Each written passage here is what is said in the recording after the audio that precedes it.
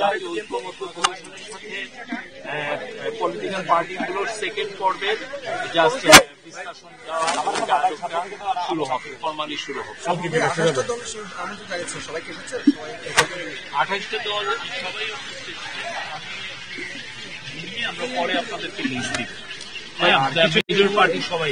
দলগুলোর সাথে কি পর্যায়ক্রমে এক একদিন এক এক দলের সাথে বসবে কিনা আমার জানা এই সপ্তাহে বোধহয় একটা মিটিং আছে। অনেক ক্ষেত্রে এমনও হতে পারে যে কয়েকটা পার্টির লিডারদের সাথে একসাথে বসলেন।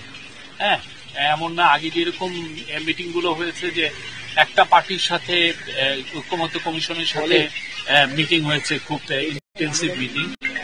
এখন যেটা হতে পারে যে অনেকগুলো পার্টির নেতৃবৃন্দকে এক একজনকে বলবেন, এক একজন নেতৃবৃন্দ এসে তাদের সাথে ওনারা কথা বলবেন।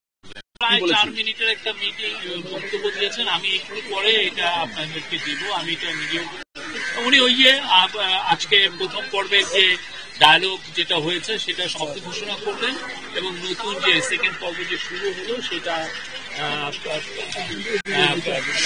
উদ্বোধন করলেন এবং উনি সবাইকে থ্যাঙ্কস জানালেন যে সবাই পার্টিসিপেট করেছেন। খুবই একটা বাংলাদেশের মানুষের জন্য, আমাদের দেশের জন্য একটা ইম্পর্টেন্ট একটা ইভেন্ট যে সমস্ত পলিটিক্যাল পার্টি এই ডায়ালগে যুক্ত হয়েছেন এবং দেশকে নতুনভাবে গড়ার যে নতুন বাংলাদেশ গড়ার যে প্রতিশ্রুতি আমরা জুলাই অভ্যুত্থানের মাধ্যমে পেয়েছি সেই মোতাবেক সবাই কাজ করছে। এটা দিয়ে চিফ অ্যাডভাইজার সবাইকে থ্যাঙ্কস জানিয়েছেন। অনেকবার জাতির উদ্দেশ্যে ভাষণ দিয়েছেন, অনেকবার ফরেন ডিগনিটারি এসেছেন, তাদের সাথে কথা বলেছেন, ইন্টারন্যাশনাল বিভিন্ন ফোরামে উনি কথা বলেছেন। প্রত্যেকটা জায়গায় উনি কিন্তু একই কথা বলেছেন। উনি বলেছেন ইলেকশন ডিসেম্বর থেকে জুনের মধ্যে একটা সময় হবে।